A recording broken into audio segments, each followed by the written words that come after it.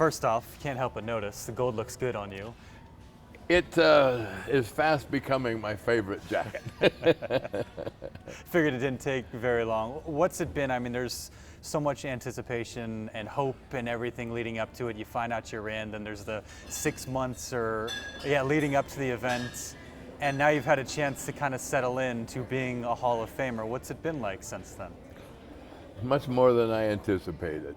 I really kind of refused to think about it and refused to acknowledge the dates and everything that was going on. And I'm not in, so I'm not getting involved in that. And it was an emotional turmoil there over the years, and then finally getting in was a very emotional moment. So I really didn't know what to expect, and I didn't expect as much as there was. I knew that they were doing certain things and having luncheons and whatnot, but this was over the top. And it wasn't just the activities, but there were probably 40 or 50 guys in the hall, veterans there that I knew, and it came up and said hello and congratulations, and it's about time was the number one thing most of the folks had to say. So it was just nonstop, and I had all of my children there, and sisters and cousins and nieces and nephews and friends, and so it was just it turned out to be a wonderful event for everybody. And they enjoyed it dramatically, and because they were there, I enjoyed it more.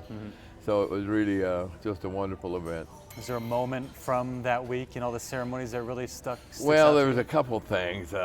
We made 2 lines with the former Hall of Famers, and then we were going to walk through the gauntlet, right?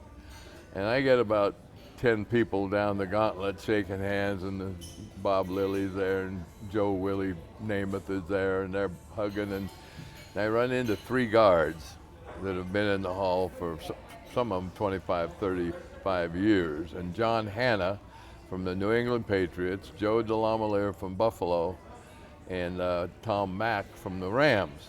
And they cornered me and said, "Jerry, you should have been here 40 years ago. You don't belong, and I used to use you as a model. You were my idol. I patterned myself after you." And just a overwhelming bunch of nice things. And Hannah starts crying a little bit. I'm crying a little bit. I'm getting all misty-eyed. And so it was really a nice moment to have guys in my peer group, in my era, come up and say, you know, it's about time.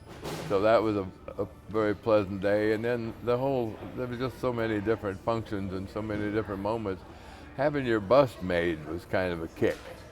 You no idea what they're going to do when they start. They get a caliper and they measure from the corner of your mouth to your ear and up to your eye and across what is this? And used to say, well, I'm either the President of the United States or I'm in the Hall of Fame, one or two.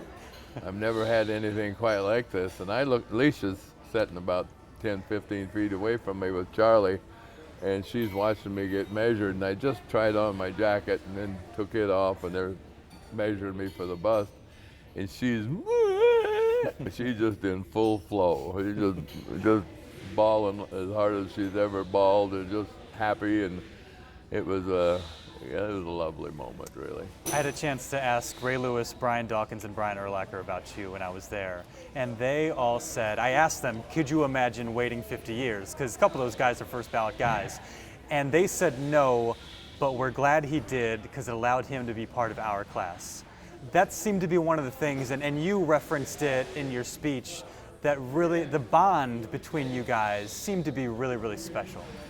Yeah, it's a fascinating thing, a combination of many things, but I didn't know Ray, and I didn't know Randy.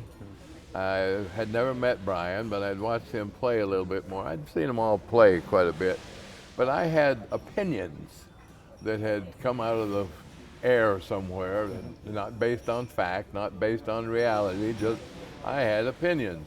Randy was a little bit pleased with himself. He's a little bit egotistical, and Ray is arrogant, and Urlacher, I'm not sure about him. He's a bear. That's bad enough. That's all he has to be, right? And I we get together on Monday morning after the Super Bowl for just a little tight-knit group, chatting and saying a few things about being in. And Randy cried like a baby, talking about his mama and what she meant to him and how much she meant to his life. And Ray Lewis is crying like a baby. And I go, well, you know, Randy is probably just a quiet kid. He's just quiet. He doesn't really mouth off a lot. He's extremely polite. He was very, very thoughtful with me, and just and Ray was, and Robert Brazil was. And you know, I ended up liking the Chicago Bear too, believe it or not.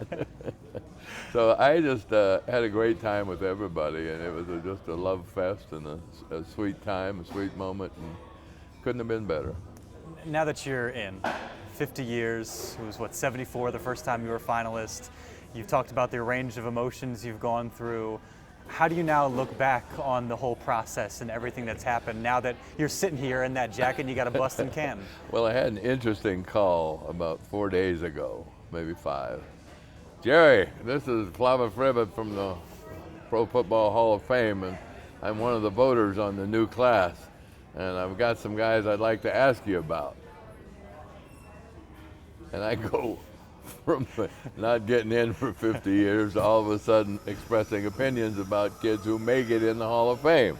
What about Alex Karras? What about this linebacker? What about Mike Curtis? What about, and I'm going, is this real? And did I go from being outside to being inside and having some impact on the other guy's entrance into the Hall of Fame that quickly? Yeah. So it was a bit unusual and a bit surreal, but the whole thing has just been very, very positive. There have been a lot of things to do, and a lot of people would like to have you come by, especially in Green Bay and Wisconsin area and Milwaukee and that area. So I've been having a wonderful time. I don't want to sound like I'm complaining or anything. I've been having a wonderful time, and everybody in the family has enjoyed it. So it's a celebration.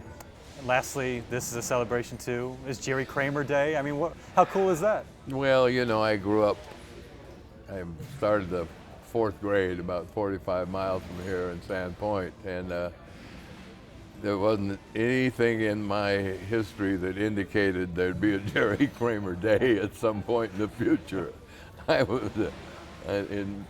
It just kind of blows you away when you think about it, and you think about those early years in Sandpoint and my first few days on the football field and how awkward, and I was a sophomore starting with the varsity, and just awful awkward and clumsy, and I'd grown about a foot and I was just a mess, and to think that I could even play professional football was just a faraway dream. Coach Staley from the University of Idaho had come up to Sandpoint talking to some seniors, and he came down into the locker room and he said, "You're the kind of boy we'd like to see in Idaho one of these days."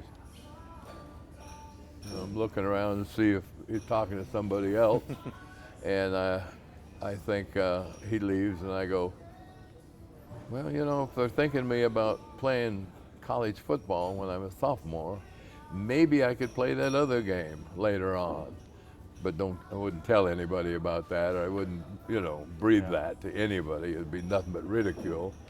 But I did start thinking about it, and it was a long time ago, and many miles ago.